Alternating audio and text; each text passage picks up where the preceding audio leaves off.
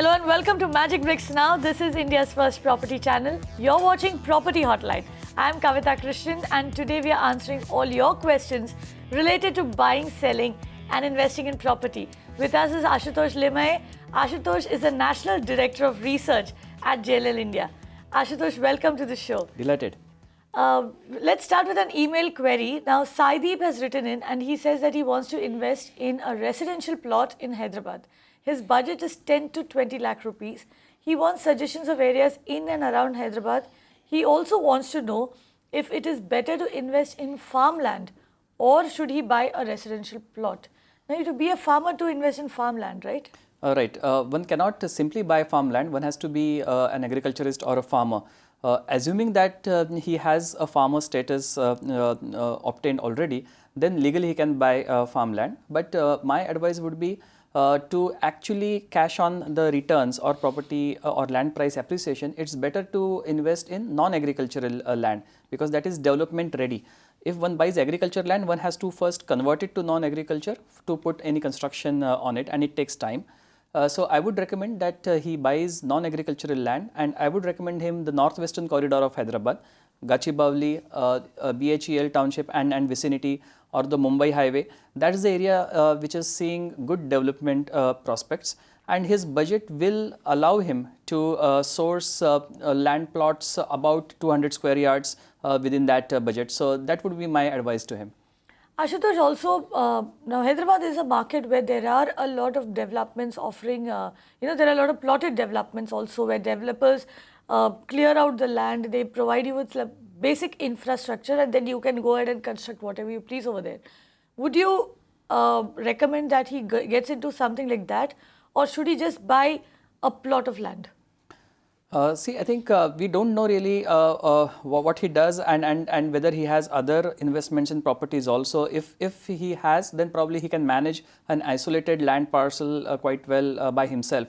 But if this is his first investment in property and that too in land, then I would advise him to buy a property, a land plot within a gated community or in a layout promoted by developers. That will ensure that there is basic infrastructure in place so that at the time of selling it, it's easier, it's quicker to sell those.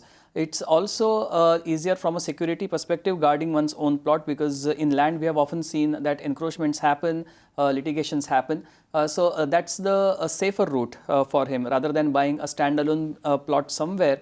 If he buys in a proper approved layout, that's a better choice. But say you were investing into the Hyderabad market very quickly, what would you opt for really, land or an apartment? Which is a better investment? I think both options serve different objectives. So if I were to also get the rental income, obviously it has to be a built-up property. So I would buy a residential property. And even from the commercial perspective, in terms of the appreciation potential and the risk associated with it, I would go for a residential property. Hyderabad for a long time did not see prices rising in residential. Now it's time for Hyderabad to really witness appreciation in price, and at the same time one has enough demand for rental housing as well. So I would buy residential. If I can wait for a longer period and if I know how to guard my land well, it's only then that I will go for a land investment. Right, Saideep. So if this is your first property investment, then land is probably not an advisable investment for you. If you do want to buy land, look at plotted developments which are far more safer. The approvals are in place. The land, the land titles, etc. are, the developers already done your job for you, and plus the infrastructure is in place. It's easier to sell. However, if you were to look at the Hyderabad market at this point in time, then an apartment, a residential apartment would be a better bet to invest into rather than land. Let's move on to another question that's coming on our website now.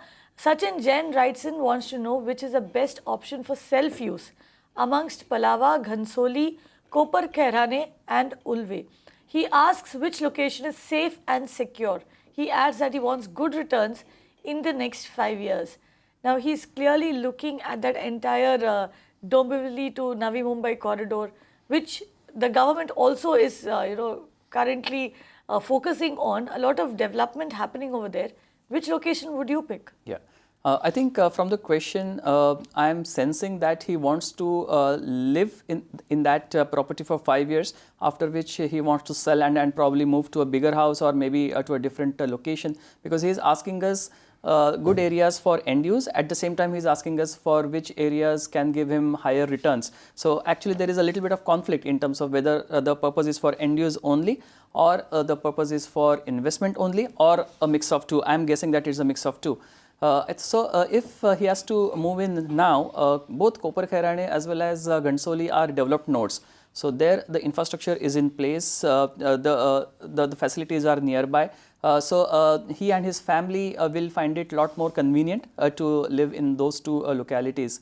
Palava is a city in itself. When it fully grows and develops, it's in the phase of making. Ulve is a very nascent node. We don't have enough social infrastructure around Ulve. I would suggest him Kopar Khairane and Ghansoli as areas to look for first. If he has long-term plans to live beyond 5 years, then I would recommend him Palava, because that's integrated township, good developer, good construction quality, everything within the township, so walk to work kind of concept. And over a period of time that will fetch better returns for him. So should he decide to stay for longer, Palava is a good choice. Also, Ashutosh, within the Navi Mumbai belt, now if we go with just Kopar Khairane and Ghansoli, we know that in Navi Mumbai especially, the way the development has happened, it is largely driven by job creation. So wherever you have offices, you have that node which is being developed. So purely on that basis, what would you pick, Kopar Khairane or Ghansoli? Both are quite close to each other. So actually they are contiguous in some sense. The northern side of Navi Mumbai, which is the Airoli side, is already now established as an IT/ITES location with the Gigaplex and the Mindspace complexes already there. I would say that either of the two is equally good. Probably Kopar Khairane is slightly on a higher side in terms of price. We have better developments coming in Kopar Khairane. Ghansoli can give him that little bit of advantage of slightly lower price. Apart from that, there is very little to differentiate the two in terms of locational convenience or in terms of access, etc. In that case, between the two nodes, he should go by the merit of the project and his family is liking towards a particular project or a unit. And also very importantly, you do need to ensure that it is, you need to opt for that location which is closest to your place of work, so that your commute is that much more easier, which is very, very important in Mumbai. Let's just show you the prices again. I'll ask my team to draw it up in just a bit.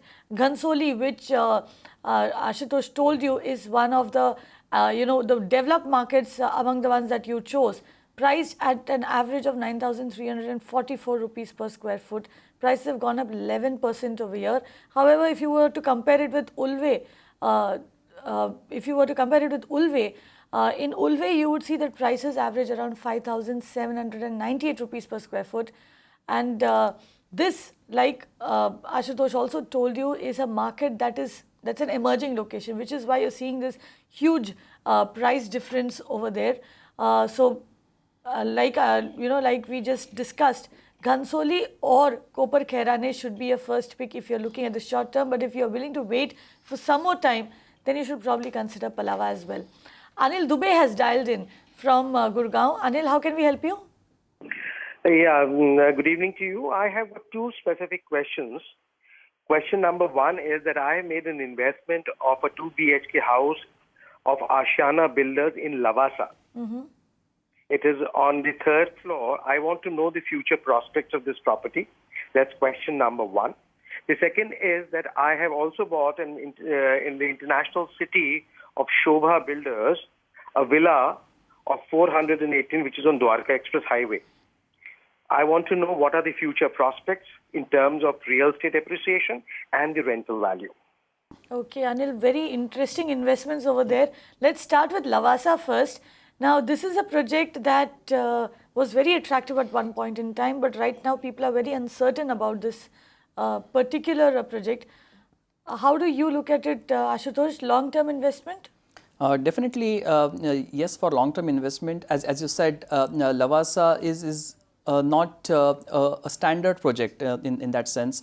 It's a hill station in itself under the Township Act, and it's a huge project, and it has to be studied differently than the way usually market is studied for residential markets. Again, the location is very unique. There is nothing around in the sense as urban settlement. Plus, senior living as a typology or as an asset class within residential is also unique. India doesn't really see too many new launches of senior living happening. It's a very specialized asset class. So But Ashutosh, correct me if I'm wrong. Lavasa, when they started out, they also were offering the prospect of regular rentals.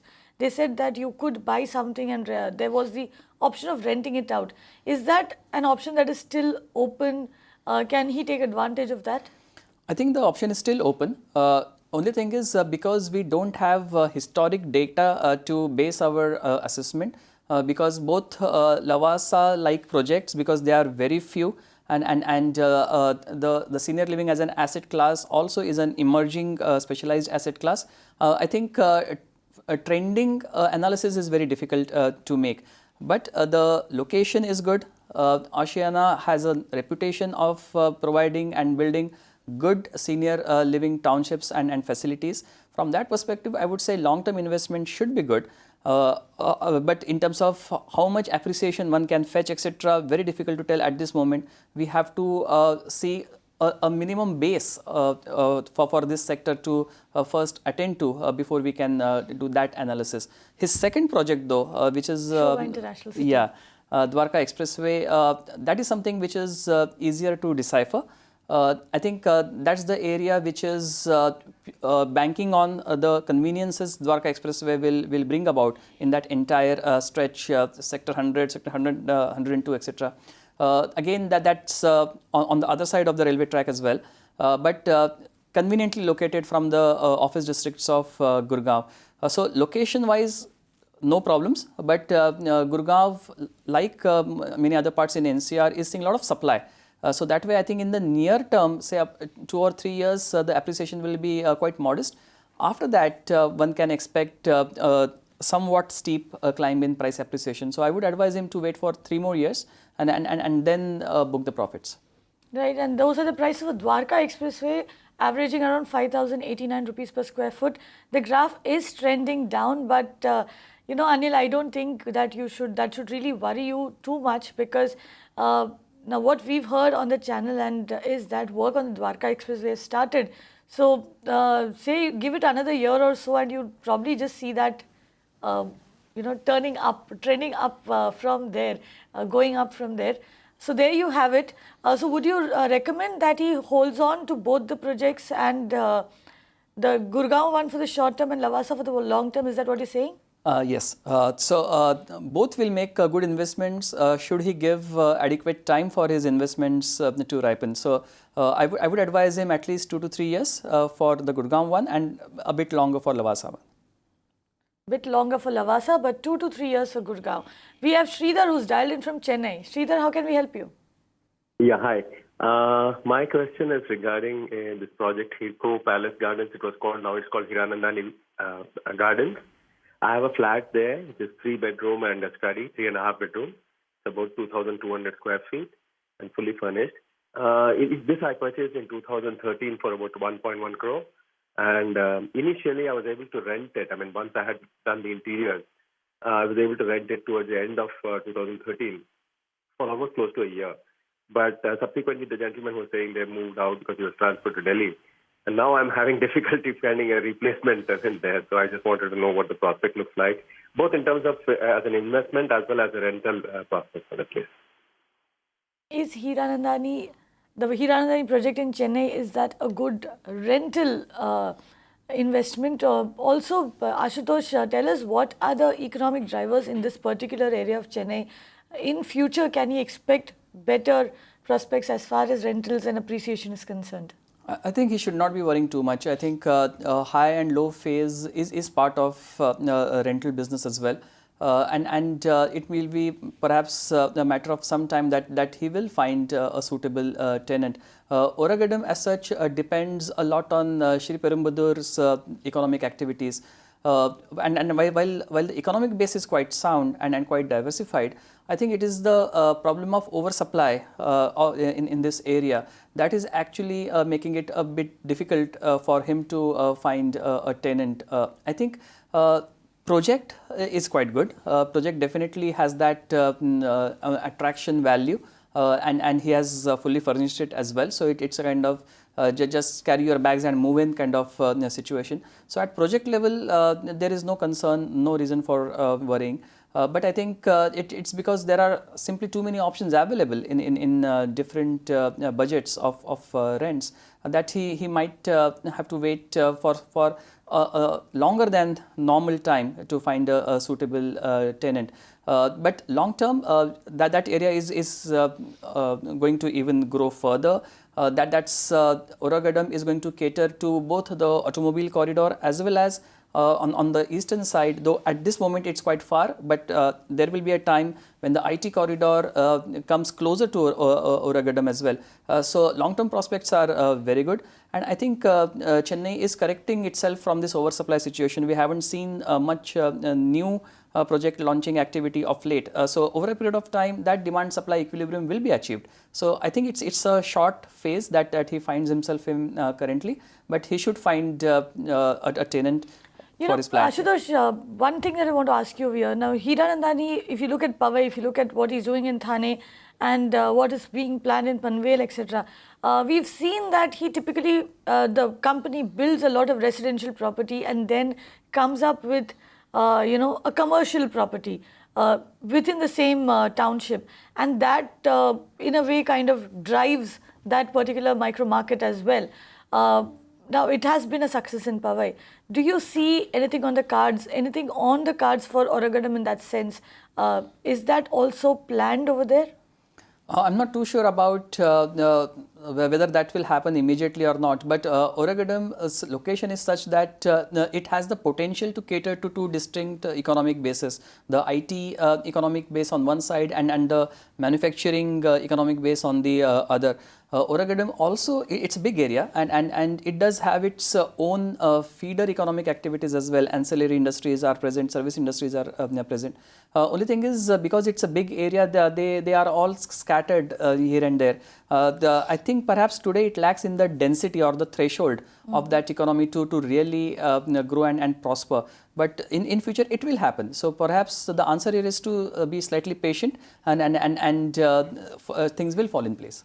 Right, and Oragadam is something that, most consultants, most experts who've come on the show have recommended and pumped for this market. In fact, that's the prop index that we are showing you, the latest prop index for the Chennai market.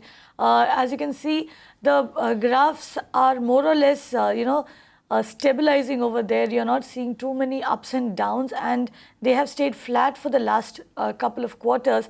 Now, this is like Ashutosh said, this also signals correction in the market. There is a lot of oversupply, and also remember Chennai just came out of those devastating floods, so the market will take some time to turn around over there. But Sridhar, stay put. You've bought into a great project, and plus you've spent quite a bit over there furnishing that house. So stay put, and also premium projects take a little longer to rent out. It's not very easy to rent out a premium project as well. But Oragadam, good bet. Now, question that's coming on our website, Ashutosh, Mukulika writes in, she says she wants to know if Panatur in Bangalore is a good area to invest in. She also wants to know about the future prospects of Sector Chi 5, Greater Noida. She wants to know when will the property prices appreciate in this area and by how much. So she's looking at two very diverse markets, but both are catering to the IT industry. Yes, both while they indeed are IT feeding neighborhoods, I think the character is very different. I think the place on a time scale of maturity of real estate market in those two neighborhoods is also different. I think in her first case, Bangalore's Panatur case, I think that's a location which actually is good to feed into two different IT areas. On the northern side of it is Whitefield. Panatur is accessible from the ORR belt, so ORR itself is an IT area. and to the southwest of it, this area can also feed into Electronic City. Now both are established ITES districts, so there is enough of rental housing demand. So she can put the property on rent and start earning from it. But in terms of the appreciation, I think for the next couple of years, the appreciation here will be slow. And the reason for that is because this area is now becoming saturated, and the transportation infrastructure is not actually able to cope up with the IT activity these neighborhoods have seen in the last few years. And there is a growing feeling of dissatisfaction, particularly by the IT employees, because it simply takes forever for them to reach. Now, two things will happen because of this. The IT workforce will definitely like to live in this area because that's close by, and that will drive the rental market. But at the same time, property purchases may not happen that fast. So the property prices will grow quite modestly from here on for about a couple of years till the time transportation is fixed up. We're just looking at graphs over here for other areas in and around Whitefield. In fact, Whitefield itself has seen 26% appreciation in the last 2 years. Compare that with Panatur. Panatur has seen prices go up by around 19%. Now, you did say that Panatur is a market where you're not going to see too much of appreciation. Are you saying that this is the high point of the market, and from here it will probably just stay stable? I think it's time for rates? I think it's time for these markets to actually go through a stabilizing phase, a plateauing phase. If you recall, both these areas were late starters from a residential perspective, and that's why when the base price is low, the growth is often a lot steeper, and that's what we have seen in the last about 2 years or so, particularly last 1.5 years. Because the base was low, the growth was very good, and with that kind of growth and activity, that's actually so taking a toll on the which is the traffic. market in and around this area that Mukulika is looking at, where if she chooses to invest today, she's probably at the lower end of the curve, and she can get some part of that. She will probably benefit from some part of that growth. I would say that immediate surroundings of these localities will more or less face the same future. If one has to take a bet, and if one has that risk appetite, I would probably recommend Hoskote. That's slightly far off from this place, all right. But I do see some activity happening there as the next alternative development for the startups or a different IT base getting established there. But we actually don't know what risk appetite does she have. But I would recommend that place. Otherwise, places around this belt are subjected to the same factors. So Mukulika, if you're willing to take a risk, you can go invest in Hoskote. Hoskote might just see the kind of growth that Panatur has already seen. Panatur is growing at something like 19%, over the last 2 years. But don't expect that kind of growth to continue. You will probably see rates stabilizing going forward here. But yeah, strong rental demand in the market though. Let's go up north now. Mukulika also spoke about Sector Chi 5 in Greater Noida. How do you see that market? Again, I think one has to be patient with the entire NCR market and Noida and Greater Noida market in particular. In terms of location, nothing wrong with it. That's the sector which is closest to Greater Noida's economic activities. It abuts the Yamuna Expressway. This zone 5 is on the western side of the Yamuna Expressway, where the rest of the Greater Noida is on the northeastern side. But still, location is quite convenient. But again, Greater Noida suffers with the problem of oversupply. So she will have to be patient if she wants to buy and reap benefits of price appreciation. It's not going to happen in next 2 or 3 years of that substantial scale that a normal investor would hope for. Right. I think I know the answer to this, Ashutosh, but let's hear it from you. If you were in Mukulika's place, which location would you select? Between Bangalore and Noida, I would select Bangalore. Okay. So place your bets on Bangalore. Sanjeev Keskar writes into us. Let's take his question next. Now, he says that his housing society is located on SV Road in Borivali. Borivali West, that is near the station. It is undergoing redevelopment. The developer is quoting a minimum of 23,000 rupees per square foot for the additional area up to 100 square foot, and above this, he is charging 26,000 rupees per square foot. Now, Sanjeev and his society members feel that this rate is too high. The developer is only planning to provide standard amenities. He asks if this is a reasonable rate that the developer is charging them. It is a very good location. Definitely. I think in Mumbai's context, we all know what it takes to stay closer to a railway station with a suburban network. I would say that the location is absolutely prime. SV Road itself is a very well established location. All sorts of conveniences and retail facilities. It's an arterial road. Absolutely. Very nearby. The station is at a walkable distance. So no doubt about how prime this location is. Now, while he has mentioned that it's only standard amenities, today the standard amenities in themselves have really gone up. So what was luxury a few years back today is considered as a standard amenity. Without really knowing what kind of amenities, it's difficult to comment. But I don't think the prices are way off the mark. We have seen between 22,000 and 28,000 rupees a square foot. We have even seen properties between 18,000 to 28,000, but those are slightly off SV Road. I think they are not way off the market rate. So I think if they continue the dialogue with the developer, perhaps they will get some kind of discount.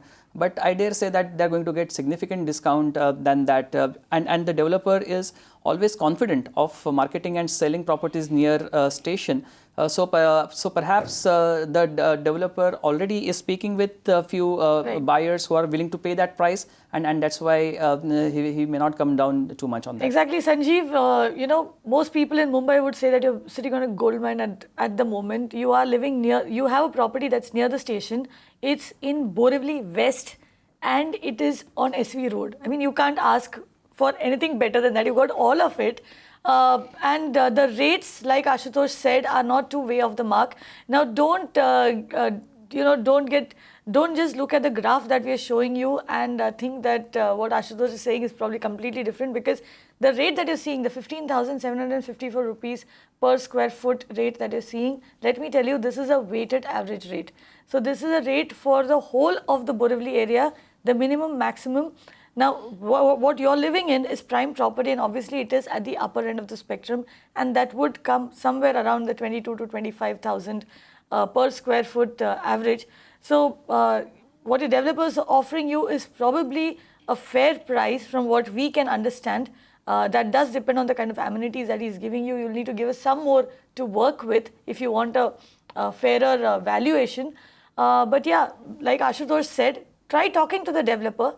But he's probably confident of getting other buyers on board for that particular property. That's all the time that we have on today's episode of Property Hotline. Ashutosh Limaye, thank you very much for coming in and answering all those questions. And if you have any other queries, not just about buying, selling, investing in property, it could be legal issues, it could be taxes related to real estate, it could be home finance queries. We'll answer each and every one of them. We'll get the country's top experts to give you answers on them. So send those questions in. You can see those IDs flashing on your screens. Use those IDs, get in touch with us. Stay tuned to Magicbricks Now.